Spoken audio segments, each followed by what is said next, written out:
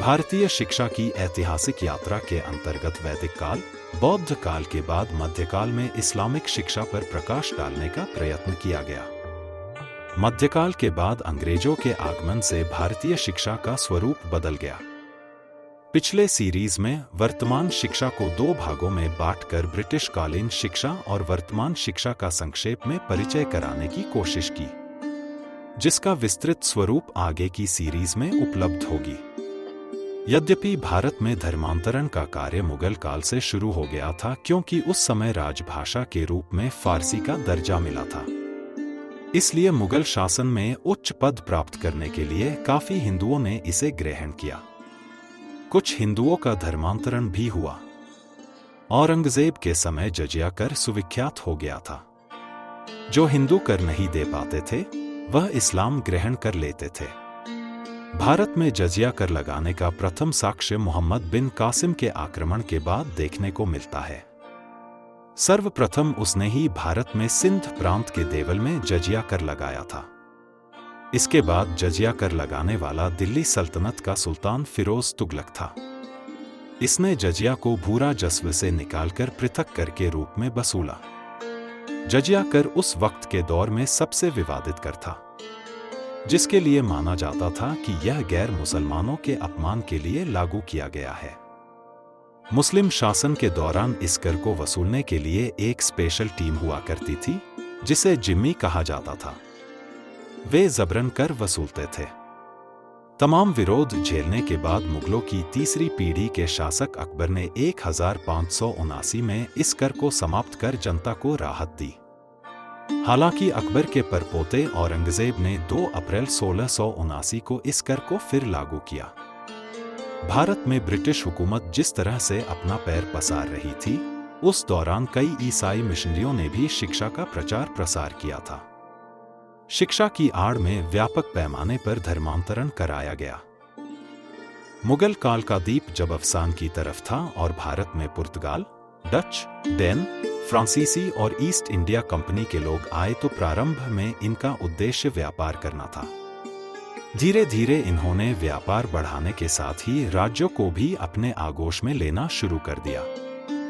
बंगाल और प्लासी के युद्ध के बाद तो ईस्ट इंडिया कंपनी पूर्ण तौर पर सत्ता में आ गई।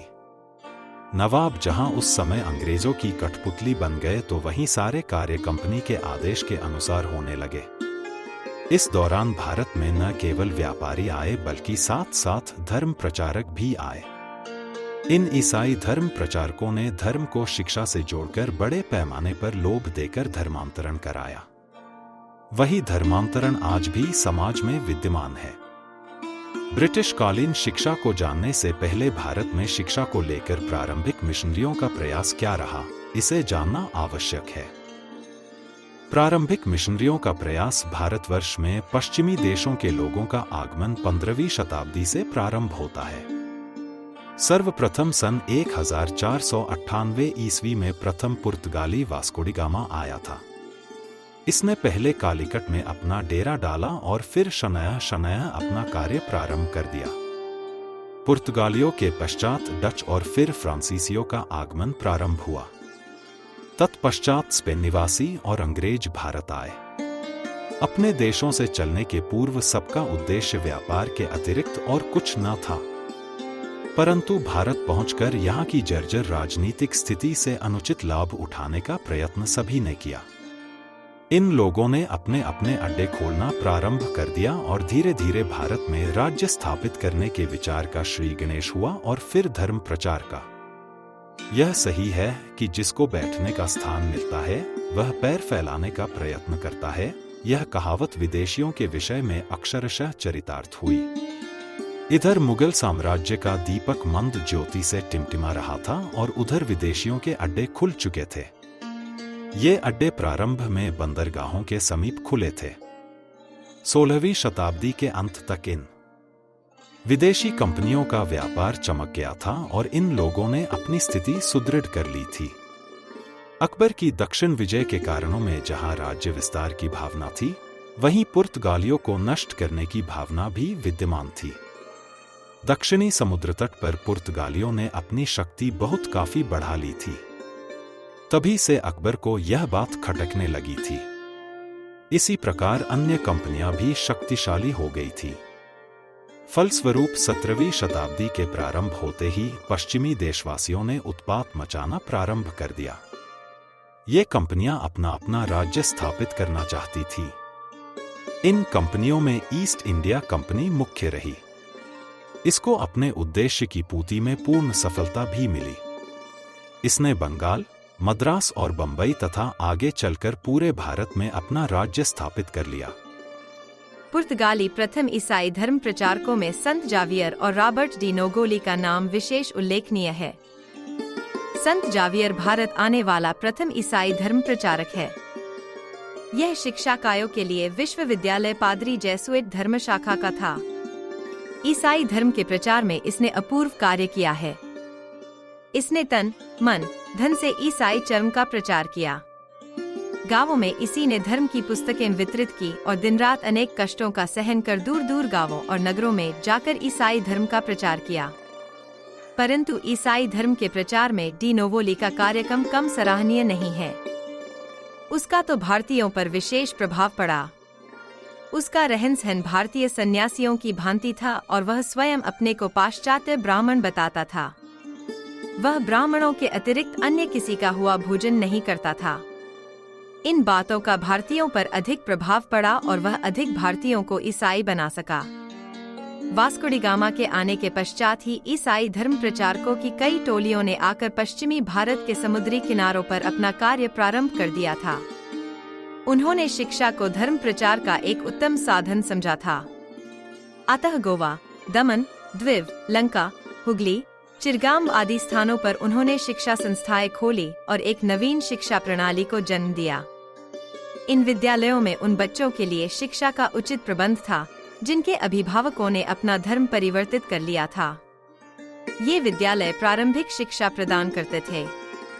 इनमें पुर्तगाली धर्म, गणित, कुछ कारीगरी और स्थानीय भाषाएं पढ़ाई जाती थीं। ये विषय जीवन के लिए लाभदायक थे और इनका बड़ा महत्व था। उच्च शिक्षा का प्रबंध भी इन लोगों ने किया। इसके लिए उन्होंने ग्रेजुएट कॉलेजों की स्थापना की और उनकी ओर लोगों का ध्यान आकर्षित किया। इन कॉलेजों में धर्म, लैटिन, संगीत और तर्कशास्त्र ऐसे गंभीर विषयों का अध्ययन कराया जाता था। इसे देखकर यदि यह कहा जाए कि आधुनिक शिक्षा प्रणाली के शिलान्यास का श्रेय पुर्तगालियों को ही है, तो अतिशयोक्ति न होगी। भारत में कॉलेज खोलने का प्रथम प्रयास पुर्तगालियों ने ही किया था। सन 1575 ईस्वी में गोवा में उन्होंने एक जेसुइट कॉलेज की स्थापना की और आगे चलकर उन्होंने कॉलेजों की संख्या में वृद्धि करने का भी प्रयत्न किया। सम्राट अकबर भी इन पादरियों के प्रभाव से न बच सका। यद्यपि वह इनका पूर्ण विरोधी था और इनको मूलतः नष्ट करने में सदैव प्रयत्नशील रहता था। अकबर ने इन पादरियों से प्रभावित होकर आगरा में एक जेसुइट कॉलेज का निर्माण कराया। परंतु पुर्तगालियों के प्रयत्नों का कोई विशेष लाभ न हो सका, क्योंकि इनकी शिक्षा के लिए नहीं अपितु धर्म प्रचार के लिए भी थी। भारत में उस समय भी असंख्य मतमतांतर के व्यक्ति रहते थे और उन्होंने ऐसी दशा में भारतीय धर्म पर आक्षेप लाने वाली बातों का विरोध किया। कुछ भारतीयों ने इनकी तीव्र आलोचना की और इनको सदैव के लिए उखाड़ फेंकने में प्रयत्नशील हो गए। परिणाम स्वरूप इनकी शिक्षा पनप न सकी और 17वीं शताब्दी में पुर्तगालियों के पतन के साथ साथ उनकी शिक्षा भी चली गई। पुर्तगालियों का पतन होने पर भारतीय ईसाइयों ने उनकी शिक्षा को जीवित रखने का प्रयत्न किया, परंतु वे सफल न हो सके। दूसरी ओर इनकी धार्मिक नीति ने अंग्रेजों को भी सतर्क कर दिया था। पुर्तगालियों को पतन की सीमा पर पहुंचाने का एकमात्र श्रेय सम्राट शाहजहां को है। सन 1632 ईस्वी के युद्ध में सम्राट ने इनके कई सहस्त्र सैनिकों को मृत्युशैया पर सुला दिया और कई सहस्रों को कारावास का दंड दिया। परिणामतः वे इसके बाद केवल नामात्र के लिए रहे और फिर सिर न उठा सके।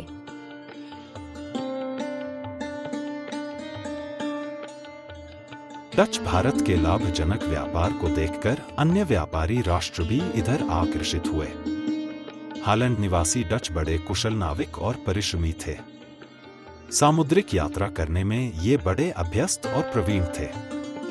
इन्होंने भी अन्य कंपनियों की भांति व्यापार के उद्देश्य से एक कंपनी खोली और 17वीं शताब्दी में भारत के समुद्र तट पर इन्होंने अपना डेरा डाला।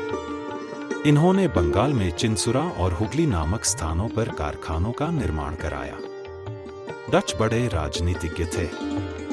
इन्होंने पुर्तगालियों का पतन देखा था और उनके पतन के कारणों से भी पूर्ण रूपेण परिचित थे। अतः ये कोई ऐसा कार्य नहीं करना चाहते थे जिससे इनको भी मुंह की खानी पड़े।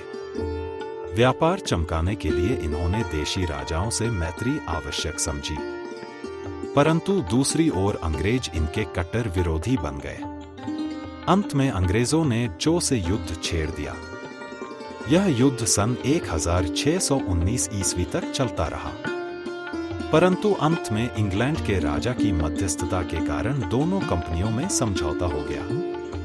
कुछ डचों ने इस संधि का विरोध किया और आगे चलकर अपनी सीमा में रहने वाले अंग्रेजों को निकाल दिया। इस दौरान अन्य कई कारणों से युद्ध फिर छिड़ गया और इस युद्ध ने डचों को पतनोन्मुख कर दिया। व्यापार बढ़ने के साथ साथ इन्होंने भी भारत में अपनी कुछ पाठशालाएं निर्मित कराईं। इन विद्यालयों का कार्य धर्म प्रचार न होकर कंपनी के कर्मचारियों के बच्चों को शिक्षित बनाना था, परंतु इनका मुख्य उद्देश्य शिक्षा देना न था, अपितु व्यापार करना था। परंतु अंग्रेजों से शत्रुता के कारण ये भारत में अधिक दिनों तक न टिक सके और इनके जाते ही इनकी शिक्षा भी समाप्त हो गई। फ्रांसीसी अन्य देशों की भांति फ्रांसीसियों ने भी भारत में अपनी व्यापारिक कंपनी स्थापित की। इस कंपनी के 3 उद्देश्य थे। 1. राजनीतिक शक्ति की स्थापना। 2. ईसाई मत का प्रचार करना। 3. राज्य की शक्ति को सबल बनाना। कंपनी की स्थापना के 10 वर्ष बाद मार्टिन फ्रांसिस ने चंद्रनगर में एक कारखाना बनवाया और इसके साथ ही 7 पांडिचेरी की भी नींव डाली। इसके पश्चात अन्य जगहों पर भी कंपनी ने कारखाना खोला। फ्रांसीसियों ने इन स्थानों पर पाठशालाएं भी खोली थी। इन पाठशालाओं में स्थानीय भाषाओं द्वारा शिक्षा प्रदान की जाती थी। शिक्षक भी भारतीय थे। इन विद्यालयों में प्रवेश पाने के लिए कोई प्रतिबंध न था। सभी प्रकार के बच्चे शिक्षा प्राप्त कर सकते थे। फ्रांसीसी शिक्षा के द्वारा मुख्य रूप से धर्म प्रचार और गौण रूप से शिक्षा का कार्य कर रहे थे। प्रत्येक विद्यालय को आर्थिक सहायता देकर प्रोत्साहित किया जा रहा था। छात्र संख्या में वृद्धि के लिए छात्रों को भांति भांति के प्रलोभन दिए जाते थे। विद्यालय छात्रों के भोजन, कपड़े, पुस्तक तथा जीवन की अन्य सभी आवश्यक वस्तुओं का भार वहन करता थे।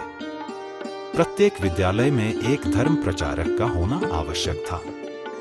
यह धर्म प्रचारक बालकों को धार्मिक शिक्षा देता था। इसका तात्पर्य धर्म का प्रचार नहीं तो और क्या कहा जा सकता है। सन 1740 ईस्वी तक अंग्रेजी कंपनी की स्थिति पर्याप्त दृढ़ हो गई थी और वह फ्रांसीसियों की अपेक्षा अधिक शक्तिशाली और सुसंगठित हो गई थी। उसके उपनिवेश भी शक्तिशाली थे तथा वह पूर्ण रूपेण व्यावसायिक थी। दूसरी ओर फ्रांसीलियों की कंपनी राज्य की कृपा पर निर्भर थी, अतः समय समय पर सरकार हस्तक्षेप किया करती थी। परिणाम यह होता था कि इस कंपनी के कर्मचारी स्वतंत्र रूप से कार्य नहीं कर सकते थे, अतः यह अंग्रेजी कंपनी के समक्ष टिक न सकी और इसकी भी अंत्येष्टि हो गई। कंपनी के समाप्त होते ही उसकी बस्तियों पर अंग्रेजों का आधिपत्य हो गया और बस्तियों के साथ ही शिक्षा भी अंग्रेजों के हाथ में आ गई। अब उसका रूप बदलकर उसे नया जामा पहनाया गया। परिणाम चाहे जो कुछ हुआ, परंतु इतना तो निर्विवाद रूप से कहा जा सकता है कि जिन विद्यालयों में धर्म की शिक्षा दी जाती थी उनका कार्य सराहनीय रहा।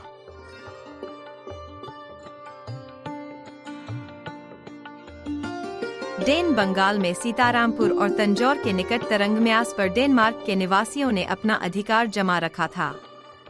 फ्रांसीसियों और अंग्रेजों की भांति ये महत्वपूर्ण स्थल तो न ग्रहण कर सके थे, परंतु शिक्षा की दृष्टि से इनका महत्व सबसे अधिक है।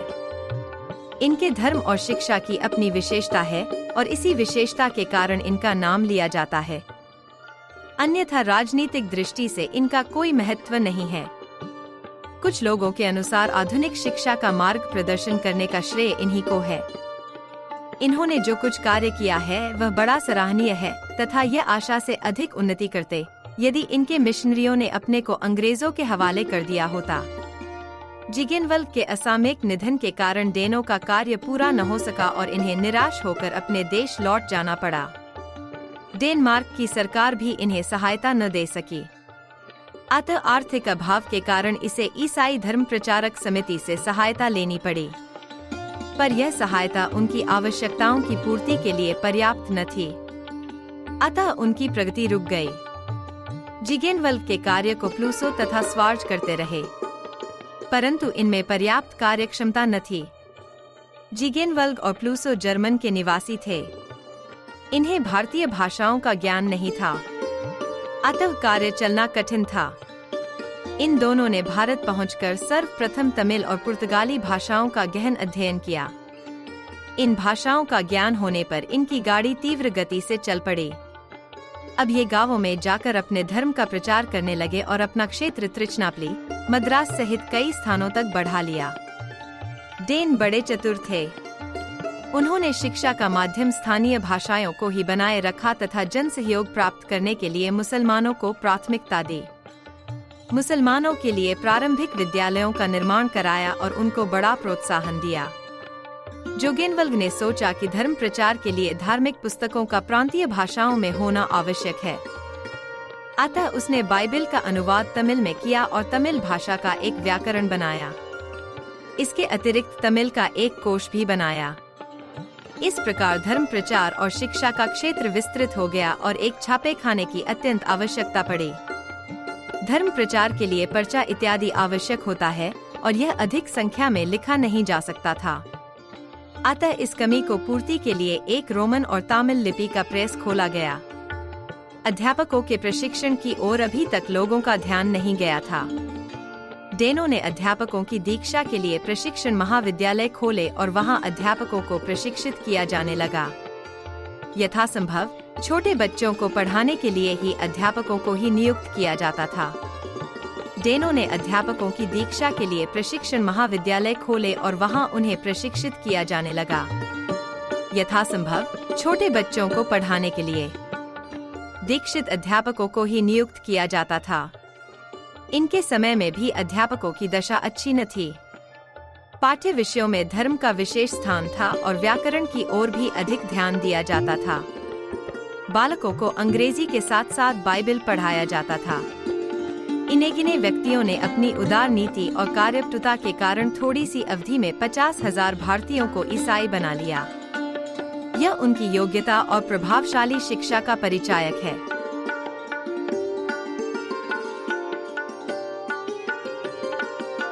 ईस्ट इंडिया कंपनी अन्य देशों के धर्म प्रचारकों की भांति इंग्लैंड के धर्म प्रचारकों का भी कार्य शिक्षा क्षेत्र में अत्यंत महत्वपूर्ण है। ईस्ट इंडिया कंपनी का व्यापार प्रारंभ हो जाने के पश्चात उसके संचालकों ने भारत में ईसाई धर्म का प्रचार करने के लिए पादरियों को भेजना आरंभ कर दिया। धर्म प्रचारकों ने भारत पहुंचकर अपने कार्य का श्री गणेश किया। यहाँ कुछ दिन रहने के पश्चात इन्होंने अनुभव किया कि धर्म प्रचार का उपयुक्त साधन शिक्षा ही हो सकती है और उन्होंने विद्यालयों का निर्माण करना प्रारंभ किया।